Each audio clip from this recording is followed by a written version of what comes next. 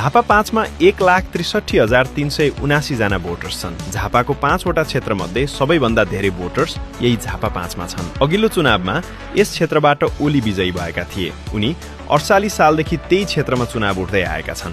64 सालमा बाहेक हरेक चुनावमा उनले जित्दै पनि आएका छन्। 64 सालमा भने उनी माओवादीका उम्मेद्वारसँग हारेका थिए। त्यसपछि सहज जित्दै आएका ओलीलाई अहिले भने बालेनले कडा टक्कर दिने देखिन्छ।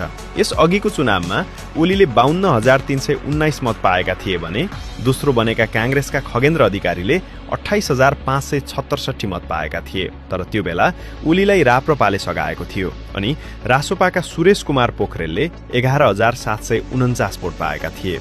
समानुपातिकमा भने एमालेले 35,872 भोट ल्याएको थियो अनि समानुपातिकमा रासोपा दोस्रो हुँदै 18,205 भोट ल्याएको थियो। समानुपातिकमा यी दुई दलले ल्याएको भोटको फरक 17,667 मात्र थियो।